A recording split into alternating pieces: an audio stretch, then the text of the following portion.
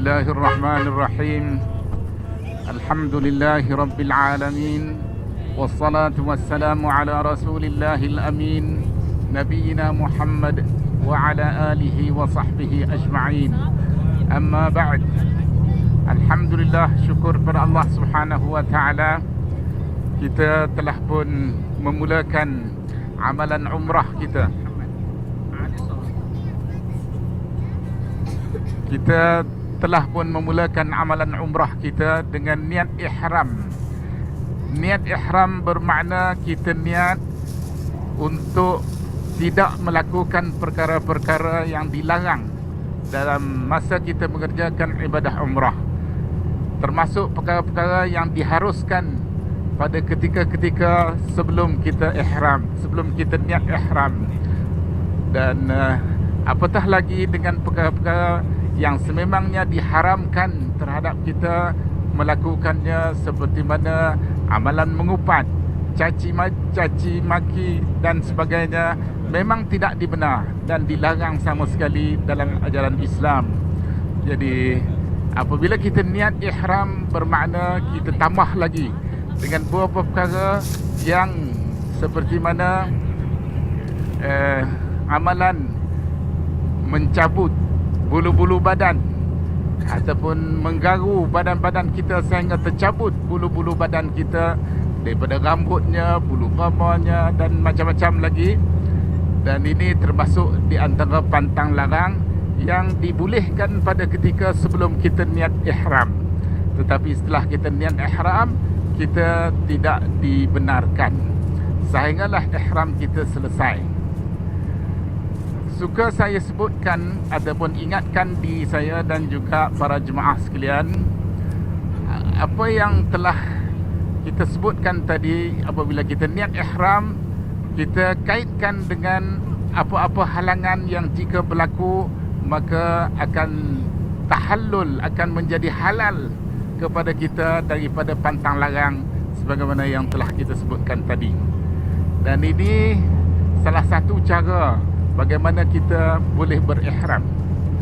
Kemudian yang kedua berkaitan dengan talbiyah, amalan mengucap talbiyah. Talbiyah ni sebagaimana yang kita dengar tadi, kita ucap labbaik Allahumma labbaik, labbaik la syarika laka labbaik, innal hamda wan ni'mata laka wal mulk la syarika lak. Maksud secara umumnya daripada ucapan talbiyah ialah mentauhidkan Allah, mengesahkan Allah Subhanahu wa ta'ala dalam ibadah kita. Maknanya kita buat umrah, kita tidak ada niat selain daripada kerana Allah. Sebab Tuhan suruh kita buat umrah, Tuhan suruh kita buat haji. Bila kita buat, tidak ada tujuan lain melainkan menuntut keredaan Allah Subhanahu wa ta'ala. Jadi itu maksud secara umumnya. Pada masa yang sama juga kita hendaklah menafikan penyekutuan terhadap Allah dalam apa bentuk sekalipun, sama ada secara terang-terangan ataupun secara tersembunyi. Seperti mana amalan riak, menunjuk-nunjuk, nak bagi orang kata kita ni rajin buat umrah, nak bagi orang kata orang nampak kita ni selalu datang buat umrah, ataupun berbagai-bagai lagi. Ini juga termasuk dalam amalan syirik khafi, syirik secara tersembunyi. Jadi dalam ucapan talbiyah kita, kita menafikan sebarang bentuk penyekutuan terhadap Allah Subhanahu wa ta'ala. Ini dikenali sebagai tauhid al-ibadah. Kita mengesahkan Allah dalam ibadah kita, termasuk umrahnya, semayangnya, sedekahnya, berzakatnya, berhajinya, berbagai-bagai lagi amal ibadah dalam Islam. Kita buat tidak lain dan tidak bukan melainkan kerana Allah Subhanahu wa ta'ala. Dan pada masa yang sama juga kita berusaha untuk melakukan setepat mungkin yang boleh amal ibadah kita, biarlah menepati sunnah Nabi sallallahu alaihi wasallam. Sudah tentulah ini memerlukan ilmu pengetahuan, maklumat-maklumat yang tepat mengenai sunnah Nabi. Di mana yang telah saya sebutkan tadi, di mana niat kita ketika kenderaan yang kita tunggang mula bergerak. Itu salah satu daripada kriteria untuk menepati amalan sunnah Nabi dalam hal yang berkaitan dengan niat mengerjakan umrah. Sambil-sambil kita berjalan, kita boleh lihat kiri kanan kita banyak unta-unta yang berkeliaran di sana. Kalau kita perhati di sebelah kanan, sebelah kiri kita boleh nampak unta-unta. Dan ini menunjukkan kepada kita bahawa unta antara binatang ternakan yang biasa didapati di kawasan-kawasan padang pasir seperti di sini. Dan kalau kita perhati di sana ada nampak sedikit kehijauan, warna hijau, rumput-rumput yang tumbuh, bermakna sebelum ni telah turun hujan. Ada hujan turun sebelum ni. Sebab tu rumput-rumput nampak hijau dan binatang-binatang bertaburan di sana sini, makan rumput rampai, makan lumut-lumut yang tumbuh di celah-celah batu. Dan inilah yang menjadi bahan makanan binatang-binatang yang berkenaan. Orang-orang Badui dia bela binatang berdasarkan kepada kawasan yang didapati ataupun dianggap boleh didapati rumput rampai yang akan menjadi makanan binatang-binatang ternakan mereka. Saya dengar cerita di Madinah ni tahun ni hujan agak lebih awal daripada waktunya. Biasanya dah masuk musim sejuk baru hujan turun. Tapi semalam bekas murid ana di Madinah ni, dia cerita, dia kata kawasan tadahan air telah penuh dengan takungan air. Maknanya hujan dah turun berkali-kali sehingga memenuhi kolam takungan air untuk keperluan kegunaan penduduk-penduduk di Madinah. Dan semalam ana dijemput ke rumah salah seorang bekas pelajar ana di Madinah ni, dan kami pergi makan malam semalam. Makanan yang dihidangkan untuk kami semalam ialah nasi minyak unta, daging unta muda, belum mencapai umur setahun, lembut dan sedap. Lebih sedap daripada kambing. Ialah rezeki semalam. Dia agak kelang kabut, mak dia tak berapa sihat, jadi dia berulang-alik daripada rumah dia di Madinah untuk menziarahi mak dia di kampung dia. Agak jauh daripada kawasan sini. Dia nama kampung dia tu Luj. Dia di sebelah pantai Laut Merah. Apapun, kita sekarang dalam perjalanan ke Mekah. Dan jalan untuk ke Mekah ni ada beberapa pilihan. Dan salah satu pilihannya ialah lebuh raya baru yang sedang kita lalui. Lebuh raya baru ni banyak menepati, disebut menepati jalan hijrah Nabi. Sewaktu Nabi berhijrah daripada Mekah ke Madinah, Nabi melalui beberapa liku dalam perjalanan, termasuk terpaksa bermalam di Gua Saur di berhampiran dengan kota Mekah untuk melindungi diri mereka daripada diburu oleh bala tentera Quraisy di Mekah pada ketika itu untuk membunuh Nabi Muhammad sallallahu alaihi wasallam. Dengan takdir Tuhan, Nabi dan Abu Bakar yang satu-satunya sahabat Nabi yang menjadi pilihan untuk menjadi teman dalam perjalanan hijrah Nabi daripada Mekah ke Madinah.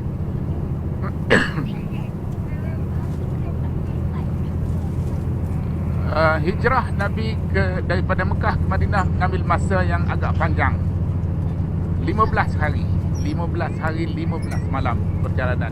Jauh. Kita sekarang 6 jam ataupun mungkin tak sampai 6 jam perjalanan kita ke Mekah.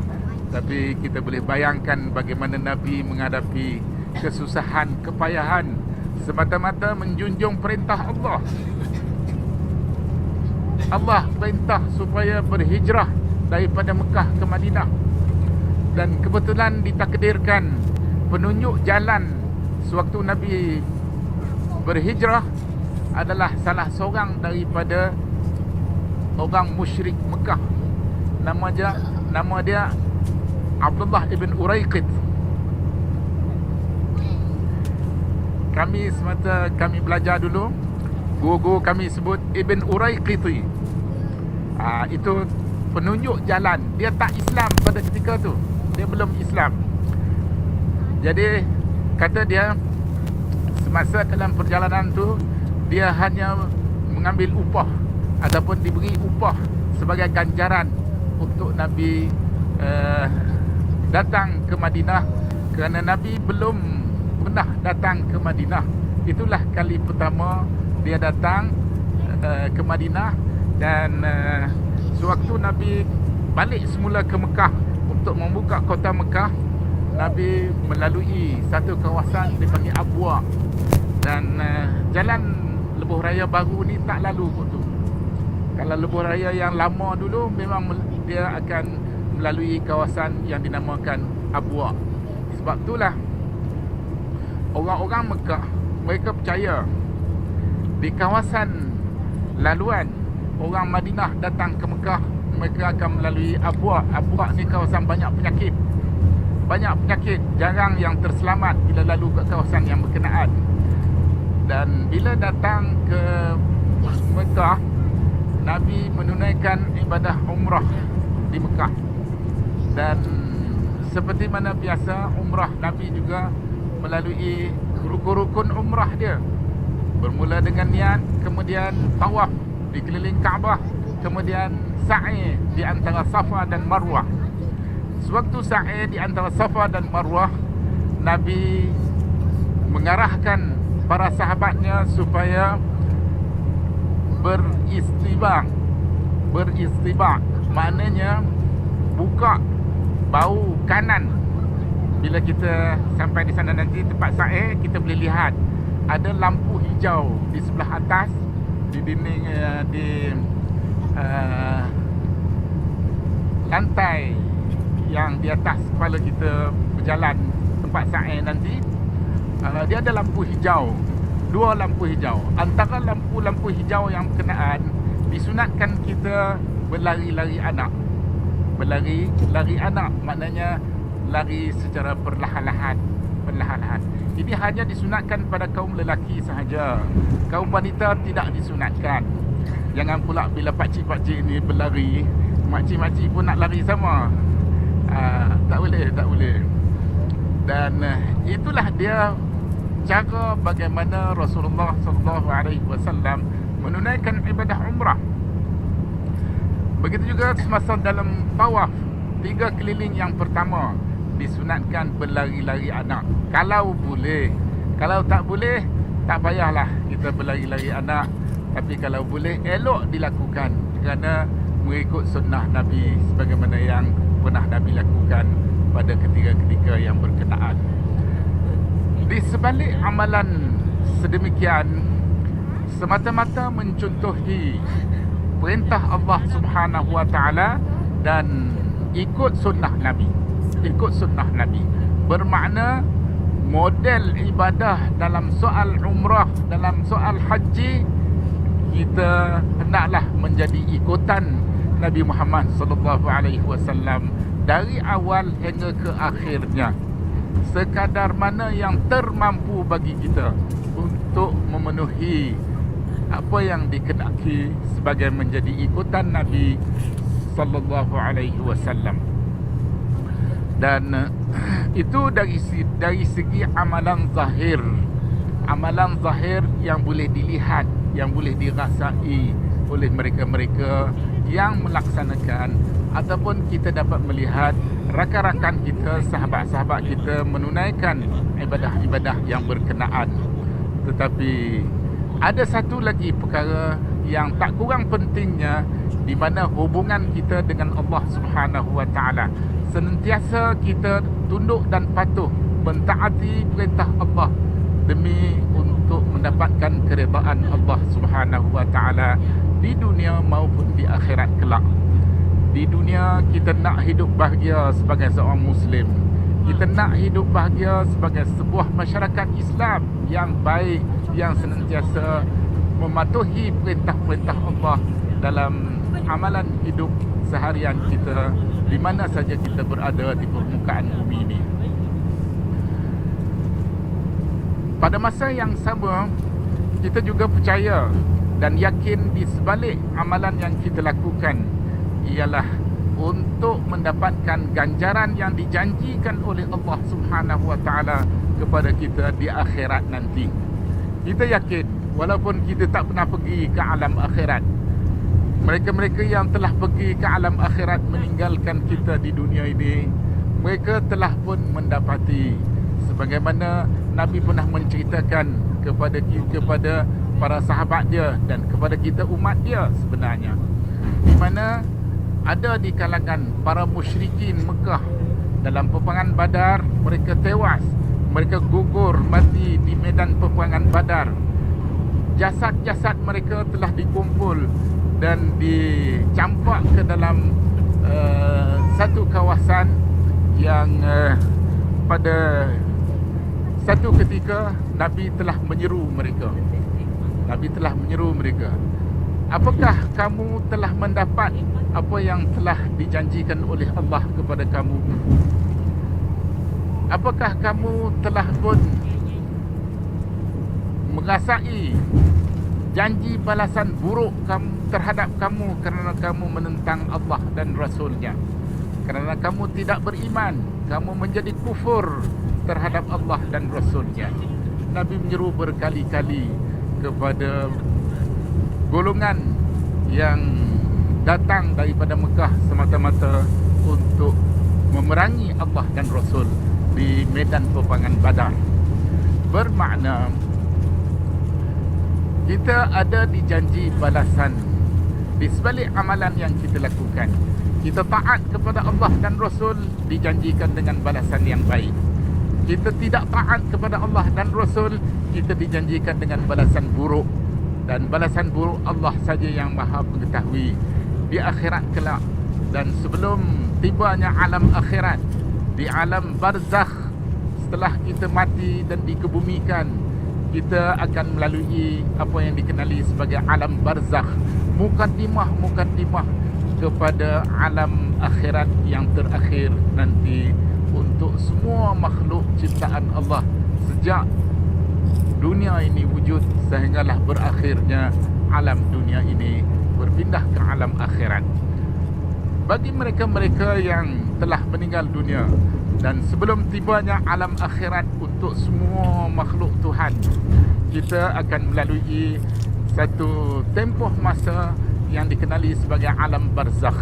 Alam barzakh ini di mana ada sebahagian daripada kita telah dapat merasai balasan baik, nikmat kurniaan Allah di sebalik amalan baik yang telah kita lakukan sewaktu hidup kita di dunia dahulu. Begitu juga dengan mereka-mereka yang telah melakukan amalan-amalan yang tidak baik, yang senantiasa menentang hukum hakam Allah, menentang titah perintah Allah dan selalu tidak mematuhi, tidak mentaati sebagaimana yang dituntut oleh Islam kepada mereka.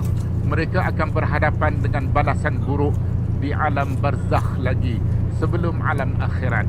Bila tiba alam akhirat, sudah tentulah akan menjadi lebih dahsyat, lebih buruk lagi padahnya setelah tibanya alam akhirat di penghujungnya nanti. Dalam Al-Quran, Allah Subhanahu wa ta'ala sering menyebut fariqun fil jannati wa fariqun fis sa'ir. Satu puak mereka akan ke syurga dan satu puak lagi mereka akan ke neraka. Azab api neraka tidak dapat dibayangkan dahsyatnya, peritnya dan buruknya akibat di sebalik azab api neraka yang Allah sediakan kepada mereka-mereka yang tidak mematuhi titah perintah Allah ataupun tidak mentaati perintah Allah Subhanahu wa taala kepada mereka. Di dalam Al-Quran ada beberapa ayat Al-Quran yang membayangkan kepada kita bagaimana satu-satunya azab yang dikenakan kepada mereka-mereka yang berkenaan di akhirat kelak. Seperti mana api neraka akan membakar kulit-kulit jasad mereka, akan membakar isi-isi daripada tubuh badan mereka, dan akan memusnahkan, akan menjadi hangus daripada kulit dan juga daging-daging dari tubuh badan mereka. Dan kemudian akan diulangi seberapa kali yang Allah kenaki. Seberapa kali yang Allah kenaki, dia akan diulang kerana untuk memberi rasa peritnya, sakitnya di sebalik azab yang sedemikian rupa. Kita di dunia pun kita boleh rasa apabila kulit kita terluka, kita akan rasa pedih, akan rasa sakit. Tetapi kalaulah luka tadi lebih dalam sehingga kepada isi-isi ataupun daging-daging daripada tubuh badan kita, bahkan sampai ke tulang, mungkin rasa sakit, rasa pedih dan rasa terazabnya daripada apa yang telah berlaku. Itu di dunia, belum lagi di akhirat. Di akhirat jauh lebih dahsyat daripada itu. Kita percaya dan kita yakin dengan khabar berita Al-Quran, dengan khabar berita hadis-hadis Nabi yang diriwayatkan dengan sanad-sanad yang sahih kepada kita, kerana itu di antara maklumat ghaib yang wajib kita beriman, wajib kita membenarkan berita-berita baik, berita-berita buruk yang dijanjikan oleh Allah melalui Al-Quran, yang dijanjikan oleh Rasulullah sallallahu alaihi wasallam melalui hadis-hadis yang sahih di sanad yang diriwayatkan daripada Nabi sallallahu alaihi wasallam. Kita telah berada di Madinah beberapa hari. Kita boleh lihat kawasan di sekeliling Masjid Nabawi ataupun kawasan-kawasan yang dikenali sebagai Al-Madinah Al-Munawwarah. Tidak jauh bezanya daripada apa yang telah sedia berlaku di zaman Nabi sendiri. Permukaan tanahnya kering kontang, tak banyak pohon-pohon, tak banyak pemandangan-pemandangan cantik sebagaimana yang sering kita lihat di negara kita. Kita tengok bukit bukau di negara kita, pemandangannya cantik, dihiasi dengan pokok, dengan warna hijau yang memberi pandangan yang cantik kepada kita. Tapi di sini kita boleh lihat bukit bukau di sebelah kiri kanan kita dalam perjalanan ini, tak ada pohon-pohon yang tumbuh, yang naik. Tak ada pula rumput rampai yang hijau sebagaimana yang biasa kita lihat di negara kita. Inilah pilihan Allah kepada Nabi, kepada para sahabat Nabi, hidup di kawasan yang sedemikian rupa, hidup bersama di kawasan yang tidak banyak air, tidak banyak kemudahan. Tetapi dengan kehendak Allah pada hari ini, walaupun padang pasir telah bertukar wajah, negara Arab Saudi sekarang menjadi antara negara pengeksport bijirin, gandum. Gandum yang ditanam di Saudi, di kawasan Qasim sana, telah melebihi keperluan makan penduduk di Arab Saudi, termasuk kita yang datang sekali-sekala untuk umrah dan haji. Mereka boleh ekspor ke luar negara. Ini menepati salah sebuah hadis Nabi yang menceritakan padang pasir di kawasan semenanjung tanah Arab di akhir zaman nanti akan bertukar wajah menjadi kebun-kebun yang penuh dengan tanam-tanaman yang akan dapat menghasilkan keperluan makanan dan makanan untuk manusia dan juga makhluk-makhluk termasuk binatang dan lain-lainnya. Jadi ini berita gaib yang akan berlaku di dunia, bukan di akhirat. Tetapi kita bukan hanya beriman membenarkan berita-berita gaib yang akan berlaku di dunia sahaja, bahkan kita membenarkan berita-berita gaib yang dimaklumkan kepada kita daripada Al-Quran dan juga hadis-hadis Nabi tentang apa-apa yang akan berlaku di dunia maupun di akhirat kelak. Salah satu berita dalam Al-Quran menceritakan kisah Fir'aun. Fir'aun kita dengar, pemandu kita ni orang Mesir. Fir'aun ni dia orang Mesir. Dia antara makhluk Tuhan yang paling biadab dengan Tuhan. Dia mencabar Tuhan, dia mengaku diri dia Tuhan. Akhirnya Fir'aun mati tenggelam di Laut Merah. Mati tenggelam, mati lemas. Kalau dia Tuhan, selamatkanlah diri dia daripada mati lemas. Tetapi Fir'aun gagal. Dia hanya mengaku diri dia Tuhan. Dia sendiri yakin dia bukan Tuhan. Dia sendiri yakin dia bukan Tuhan. Tetapi dengan sebab takaburnya, sombongnya Fir'aun mengaku diri dia Tuhan, akhirnya dia mati lemas, gagal menyelamatkan diri dia daripada mati lemas di Laut Merah. Apa yang berlaku selepas Fir'aun mati lemas? Allah selamatkan tubuh badan jasad Fir'aun yang mati lemas tadi, diselamatkan dan disimpan di muzium di Mesir sehingga ke hari ini.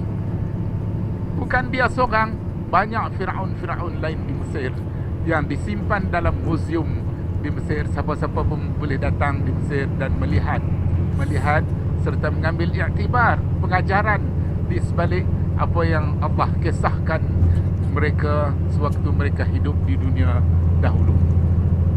Begitu jugalah apa-apa yang berlaku dalam peristiwa dalam dunia ni, peristiwa kecil, peristiwa besar. Di sebalik peristiwa yang berlaku ada pengajaran untuk mereka-mereka yang datang kemudian hari, termasuk kita-kita pada hari ini. Kita jarang-jarang tengok bukit bukau yang tanpa pohon-pohon kayu. Kita jarang tengok di tempat kita. Kalau orang cerita saja, barangkali kita kata ini cerita-cerita dongeng. Tetapi sekarang kita dapat lihat sendiri bagaimana bukit bukau ni bertahan ribu tahun sejak Allah ciptakan bukit ni. Begitulah bentuk yang dapat dilihat sehinggalah ke hari ini. Kalau di musim panas, kita boleh nampak bukit bukau di sini berwarna merah, berwarna kemerahan. Dan di sana, di samping batu batan yang dapat kita lihat, kita boleh dapat lihat juga pasir-pasir yang berlungguk-lungguk dari satu tempat berpindah ke satu tempat yang lain. Ini menunjukkan kebesaran Allah mencipta apa yang dia kehendaki dalam apa bentuk yang dia kehendaki. Di sini bukit bukau tanpa pohon-pohon kayu. Di tempat-tempat lain bukit bukau penuh dengan pohon-pohon kayu, dan begitulah seterusnya. Sini ada hidupan-hidupan yang liar yang hidup di sebalik bukit-bukit batu ni. Kalau kita tengok ada binatang-binatang ganas seperti mana serigala-serigala yang hidup pada waktu siang di puncak-puncak bukit ataupun di sebalik gua-gua kecil di tempat.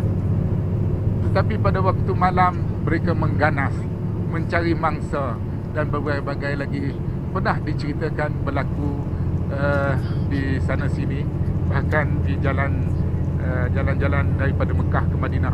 Kita akan lihat ada tempat-tempat yang banyak monyet di sini. Ataupun besok kita pergi ke Taif juga, kita boleh tengok monyet-monyet di tepi jalan. Walaupun tak ada pokok kayu, tapi dia boleh hidup.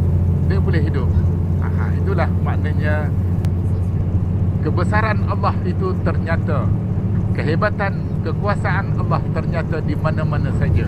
Kita boleh lihat dan membuktikan Allah itu maha berkuasa mencipta dan mentadbir urus alam yang diciptakannya, termasuk makan minum yang diperlukan oleh makhluk-makhluk yang kecil, yang besar, dan berbagai-bagai lagi ragam makhluk ciptaan Allah di muka bumi ini. Sebagai pengajaran, kita melihat apa yang pernah berlaku kepada umat-umat yang terdahulu di kawasan-kawasan tertentu. Umpamanya kita pernah dengar cerita bala tentera Abrahah yang menggunakan gajah sebagai kenderaan untuk mereka sampai ke Mekah bagi tujuan untuk meruntuh Kaabah di Mekah.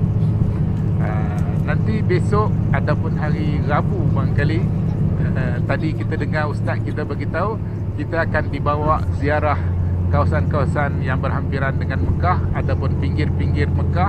Di hari yang berkenaan nanti kita akan dapat melihat kesan-kesan peninggalan makhluk ataupun umat yang terdahulu yang pernah berlaku di kawasan-kawasan yang berkenaan.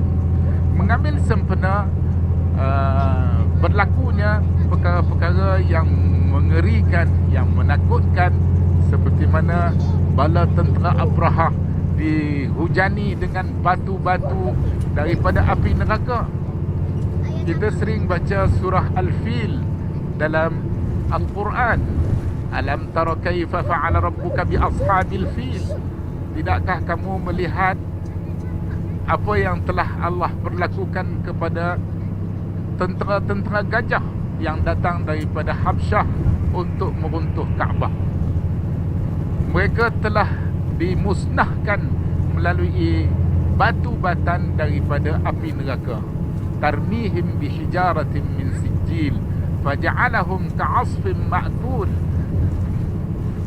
Setelah batu-batu daripada api neraka sijil dihujani bala tentera Abrahah, mereka terus musnah dan hancur. Begitulah maknanya apa yang berlaku sebagai balasan awal kepada mereka dan memberi pengajaran kepada mereka-mereka yang datang kemudian hari, termasuklah kita-kita pada hari ini. Banyak di kawasan-kawasan yang berhampiran di sini telah merakamkan peristiwa-peristiwa yang sangat menakutkan. Umpamanya kaum Ad, kaum Thamud dimusnahkan oleh Allah dengan sebab ribut taufan yang sejuk, ribut taufan angin sejuk menimpa mereka sehingga memusnahkan. Cerita tentang kaum Ahqaf di sini, di mana mereka mencabar Tuhan, mencabar Nabi dan Rasul yang diutuskan oleh Tuhan kepada mereka. Akhirnya mereka ditimpa bala bencana yang pada awalnya berbentuk awan hitam, awan yang hitam. Mereka kata itu tanda-tanda hujan nak turun. Macam kita lah juga manusia, biasalah berdasarkan pada pengalaman harian kita, tengok hujan, tengok awan hitam, awan mendung, nak hujan. Tapi sebenarnya bukan hujan. Itu sebenarnya azab yang telah Allah utuskan untuk menimpa mereka, untuk menimpa, memusnahkan mereka. Sehingga setelah ribut angin kuat kencang yang sejuk datang menimpa mereka, dan keesokannya dilihat bagaikan tunggul-tunggul kurma yang sudah reput, yang sudah musnah. Dan itulah yang digambarkan oleh Allah Subhanahu wa ta'ala kepada kita di dalam Al-Quran, supaya kita mengambil iktibar, pengajaran di sebalik sesuatu peristiwa yang ditakdirkan oleh Allah Subhanahu wa ta'ala. Termasuk juga perkara-perkara yang berlaku umpamanya di Indonesia baru-baru ni, tsunami yang berlaku di Palu dan telah memusnahkan ribuan manusia yang telah mati lemas. Mati lemas, bukan saja mati lemas dalam air, mati lemas dalam lumpur. Tanah telah menjadi lumpur, telah cair menjadi lumpur dan menghanyutkan bangunan-bangunan besar, bangunan-bangunan tinggi dihanyutkan oleh tanah yang bertukar wajah menjadi lumpur. Itu di antara perkara-perkara yang Allah takdirkan untuk menjadi pengajaran dan iktibar kepada kita yang masih hidup, supaya kita berlaku baik dengan Tuhan. Kita patuh dan tunduk serta taat kepada titah perintah Allah Subhanahu wa taala. Kalaupun kita berkuasa, kita punya kekuatan, kita punya harta benda, kita punya rumah besar, bangunan-bangunan tinggi, ini tidak menjamin untuk kita kekal berada dalam nikmat sepanjang masa. Tetapi itu hanya merupakan nikmat sementara untuk kita. Di sebalik nikmat sementara tadi, Tuhan nak supaya kita berpaling daripada menjadi hamba yang tidak taat kepada hamba yang sentiasa mentaati perintah Allah Subhanahu wa taala. Dan itulah mudah-mudahan di sebalik apa yang kita lihat memberi pengajaran baik kepada kita, manakala keburukan yang berlaku untuk kita jadikannya sebagai sempadan supaya kita tidak berlaku jahat ataupun berlaku buruk terhadap ujian-ujian Allah kepada kita dari masa ke semasa. Kalau kita baca dalam akhbar-akhbar selepas kejadian tsunami di Palu, macam-macam cerita, macam-macam bersih cerita. Yang mana satu betul, yang mana satu tak betul, kita tak pasti. Tetapi yang pastinya tsunami telah pun berlaku dan telah memusnahkan sebahagian besar daripada harta benda, jiwa raga, manusia dan berbagai-bagai lagi makhluk Tuhan yang lain telah musnah sama sekali. Dan biarlah kita mengambil iktibar yang baik supaya kita dapat menjadi hamba-hamba Allah yang senantiasa taat dan patuh kepada titah perintah Allah Subhanahu wa taala. Dan untuk itu barangkali kita break sebentar untuk mengambil nafas, dan kemudian insya-Allah bila dapat bertenaga balik semula, kita akan sambung ceramah kita sehinggalah perjalanan kita berakhir di Mekah nanti. Hanya sekian. Assalamualaikum warahmatullahi wabarakatuh.